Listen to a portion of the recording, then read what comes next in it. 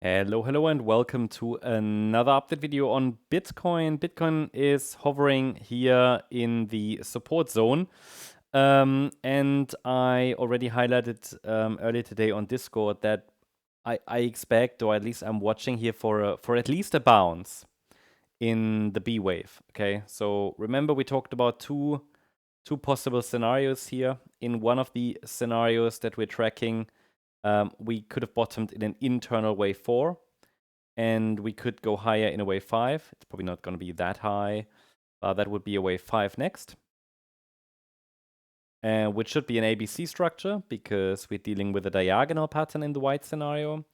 And in this scenario, yeah, we should see a bounce ideally from here because this wave count is really only plausible as long as we're holding the 61.8 retracement, in this case at $116,930, and the price is, yeah, just trying to find a low there, yeah. Now in this scenario, ideally we move up like this, potentially closer to $130,000.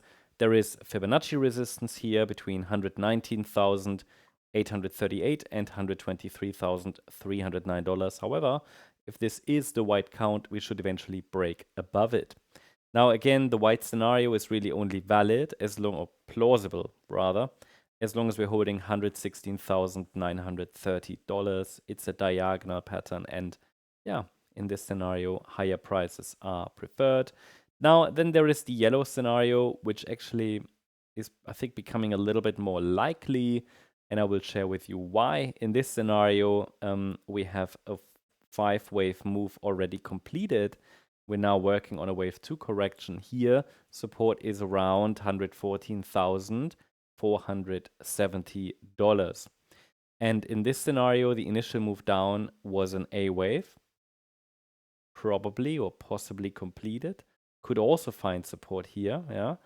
Then a B wave bounce should occur. The higher the B wave, the better, because it would be more in line with the bullish scenario. And then a C wave decline. Support in this case, not a target, just support, is at $114,470, which means as long as we're holding above $114,470, there are still pathways for higher prices.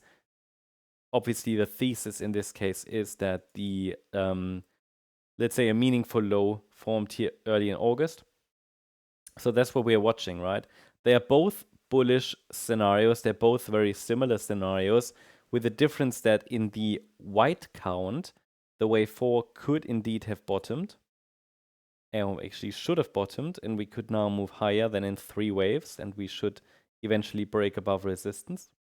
And in the yellow count, we are working most likely on a broader wave 2, and the next rally here should be corrective in nature and should be followed by a 5-wave move down, which would then be wave C, and should not break below $114,470. So that's what we are watching for.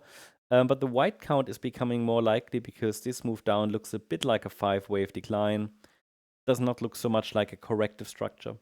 But I explained also in the previous video that it's not so important that we get 5 waves down, because we can also find a way to say, maybe the 3rd wave was here and this was an A wave down, overshooting B wave, C wave down. Just because we have a 5-wave move down, I don't want to rule out that, yeah, basically we have already completed this correction and we're pushing higher. But obviously, this here is too small. This so far is a 3-wave bounce from the low, but really just on the nano level. There is not much yet that would tell me that the bulls are trying to make a comeback, or at least that this B wave bounce has started, even though that's what, ideally would happen from this area, just because the move down was, was quite sharp.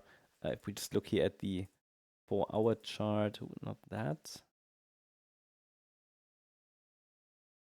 So in the 4-hour chart, you see that the 4-hour RSI has entered the bearish range again, okay? And the MACD is also still showing deep red. So from that point of view, there is technically still room for lower. So the yellow scenario, absolutely, we cannot rule that out, right?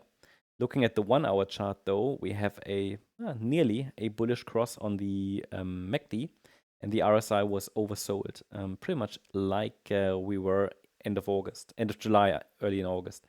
And so I think there is at least the potential there for that local bounce because of the 1-hour chart indicators and the Elliott waves. And well, the 4-hour, it allows at least for a broader correction, right? For example, that wave 2, because there is still room and no sign of a larger recovery here yet.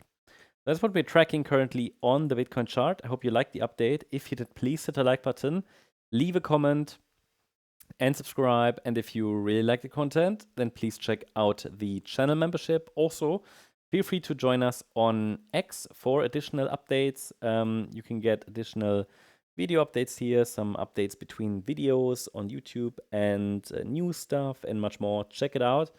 And I posted the link in the comment section and the description. Thanks so much. Bye-bye.